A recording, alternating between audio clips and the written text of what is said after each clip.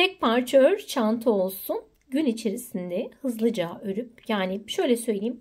Bunu ben askıların dikilmesi dahil olmak üzere ortalama 1,5 saat içerisinde ördüm.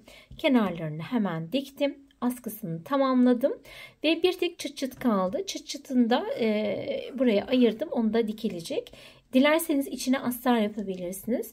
Oldukça basit, kullanışlı, herkesin örebileceği bir çanta modeli. Şöyle söylemek istiyorum size. Şimdi bana en çok şu soru soruluyor. Bu ip işte bu çanta kağıt ipten olur mu, rafyadan olur mu?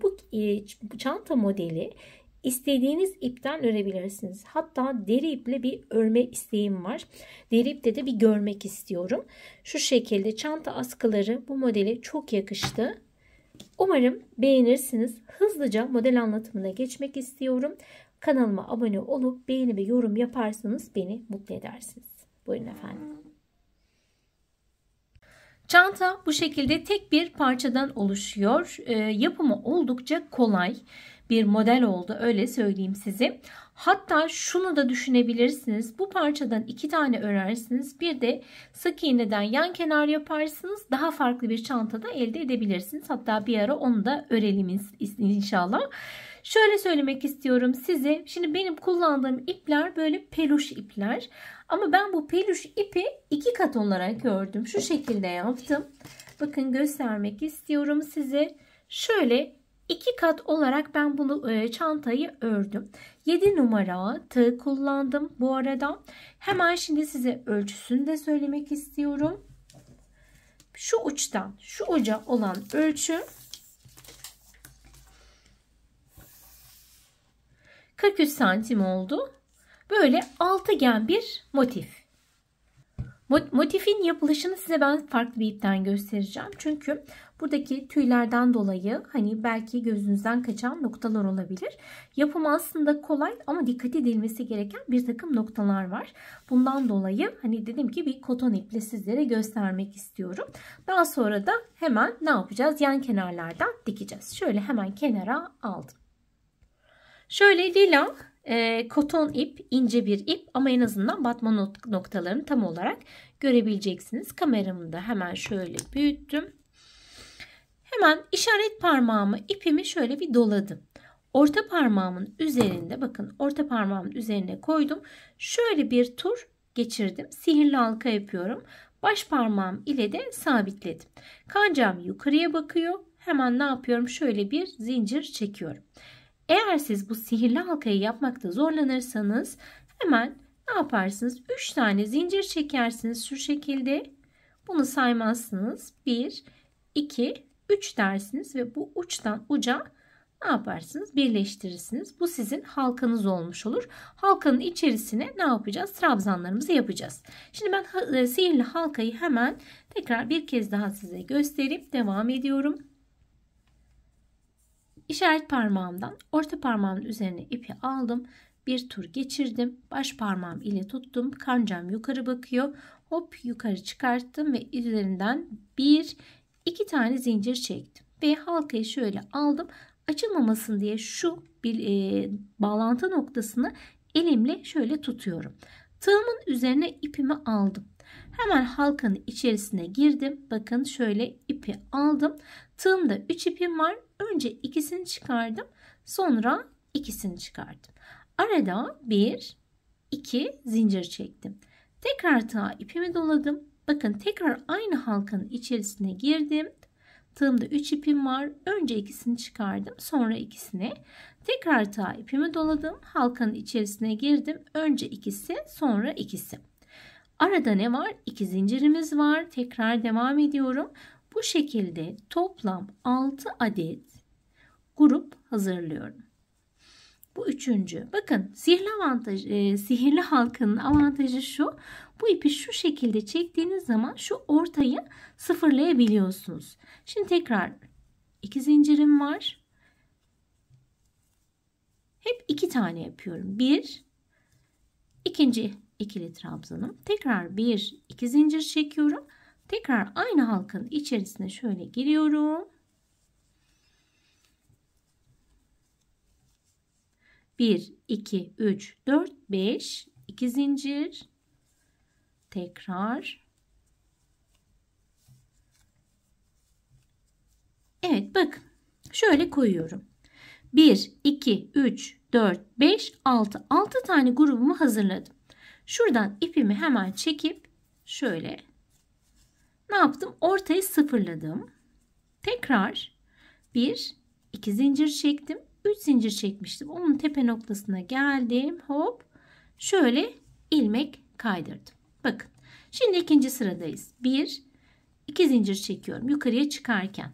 Tekrar ta ipimi doluyorum. Bağlantı yerinin belli olmaması için 2 zincirden sonra aynı noktaya tekrar bir ikili trabzan yapıyorum. Bakınız şöyle. 2 zincirle birlikte 2 tane ikili trabzanım oldu. Tekrar ta ipimi doluyorum. Hemen şu ikinciye girdim. Bir tane daha ikili trabzan yapıyorum. Ta ipimi doladım. Bir tane de bu boşluğun içerisine. Bakın. Şöyle 4 adet ikili trabzanları sıraladım. Şimdi arada ne var? 1, 2 zincir var. Tekrar ta ipimi doladım. Hemen halkanın içerisine şöyle giriş yaptım. Bir tane dışa halkanın içerisine ne yaptım? İkili trabzan ördüm. Ta ipimi doluyorum. Şimdi bakın burada 2 tane var. 1, 2. Onların tepe başlarını şöyle batıyorum. Bu ikinci oldu. Hemen yanındaki bu üçüncü oldu. Tekrar ta ipimi doladım. Gene halkanın içerisine yaptım. Yani birer tane baştan ve sondan halkanın içerisine yapıyoruz ve ne yapıyoruz? Alttaki ikili trabzanların tepe noktasına batıyoruz. Burada 2 idi. Burada kaç oldu benim? 4 tane ikili trabzanım oldu. Tekrar 2 zincir çektim. Hemen ne yapacağım? Halkanın içerisine bir tane yapacağım. 2 tanesini nereye yapacağım? 1, 2 alttakilerin tepe başlarına.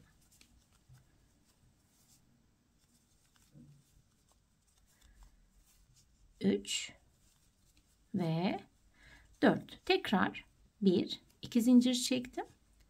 Halkanın içerisine bir tane, hemen yanına ikinci, hemen onun yanına üçüncü, bir tane daha halkanın içine ve 4 oldu.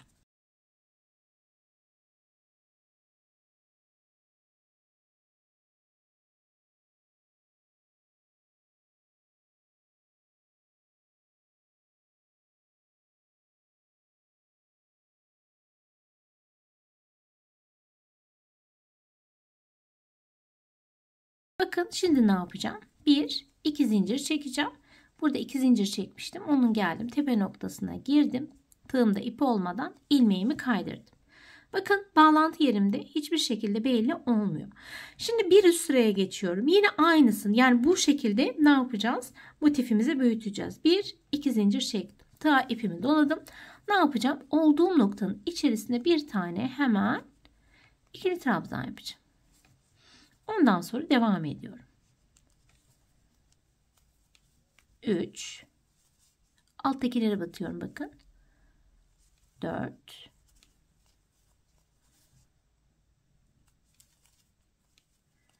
5 ve 6. Bakın 2 idi, 4 oldu, 6 oldu. 1, 2 zincir çekiyorum. Tekrar aynı boşluğun içerisine devam ediyorum. 2, bir tane. Bu şekilde istediğim uzunluğa gelene kadar örüyorum.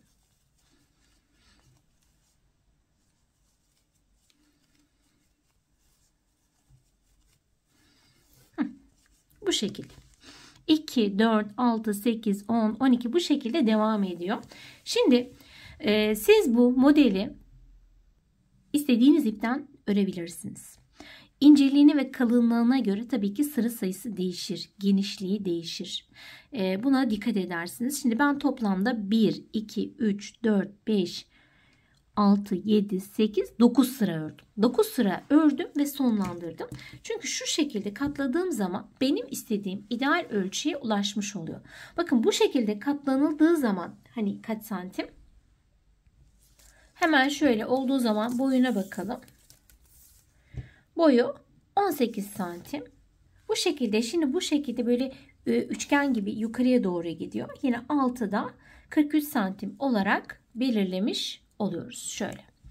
Bu kadar. Şimdi bu kenarları ne yapıyoruz? Dikiyoruz. O dikmeyi göstereceğim size şimdi. Evet, şimdi bakın şöyle hemen ortadan elimle tutuyorum. Hop, ikiye katladım. Şimdi bu köşeyi dikeceğim. Sonra buradan buraya kadar dikeceğim. Hemen şöyle bir kalın iğnem var. Ona geçiriyorum. Şu iğnemi kullanmak istedim.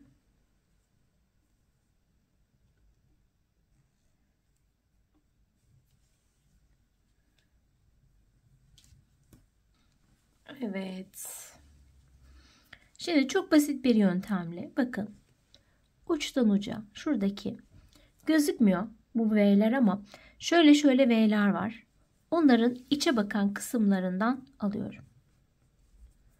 Bir o taraftan bir bu taraftan. Bu ip zaten hani kusurları kapayan ip olduğu için çok rahat çalışabilirsiniz. Şöyle.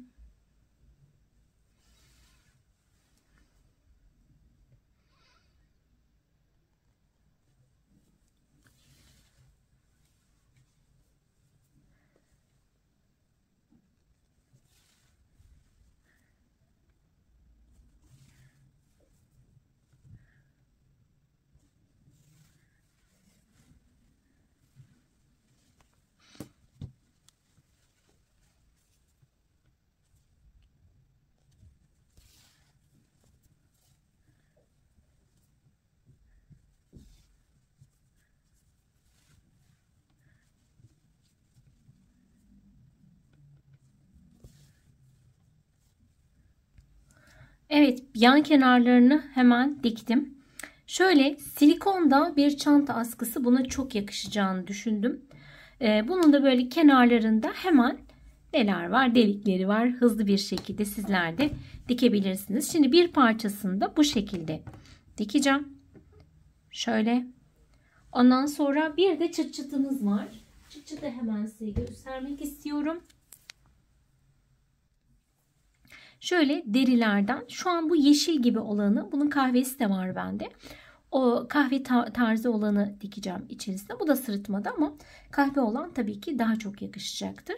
Hani sonuç itibariyle hani şöyle baktığınız zaman böyle birkaç saat içerisinde örüp kullanabileceğiniz çok şık bir çanta oldu.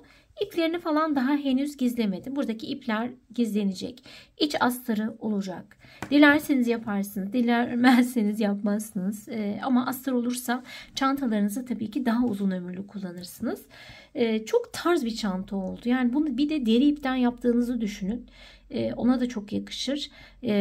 Pamuk makromelere çok yakışır. Polyestere. Yani benim aklıma her tür ipe rahatlıkla uygulanabilecek olan bir model. Ama kış versiyonunda denilince tabii ki böyle peluş ipleri kullanmak çok mantıklı oldu. Bir videonun daha sonuna geldik. Tek parça. Ondan sonra bir gün içerisinde örüyorsunuz. Ve bu kadar basit olması umarım sizin de hoşunuza gitmiştir.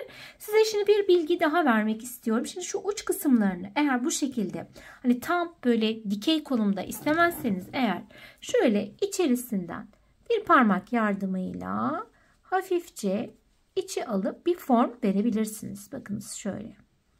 Şu şekilde. Dilerseniz orayı içten tabii ki dikersiniz. Ben yapmayacağım. Ben bu şekilde beğeniyorum. Ama hani bu şekilde de dikmeden de durabiliyor açıkçası. Şöyle tekrar. Evet. Bakın efendim nasıl oldu? Dilerseniz böyle de kullanabilirsiniz. Çanta askım silikon. Tuhafiyelerden her yerden rahatlıkla bulabileceğiniz ürünleri kullandım. Şöyle tekrar gördük. Böyle elinize alıp özel günlerinizde size eşlik eder. İnşallah beğenmişsinizdir. Beğeni ve yorumlarınız benim için kıymetli. Zilinizi açarsanız benden hızlıca haberdar olursunuz. Oynatma listesini açıklama kısmına ekliyorum. Çok fazla çanta modeli var. Oradan bakın, istediğiniz gibi istediğiniz çantayı kendiniz örün ve takın diyorum. Nasıl olmuş? Bakalım, yorumlardan anlayacağım. Beğenip beğenmediğinizi yorumlardan anlayacağım. Herkese sağlıklı günler diliyorum.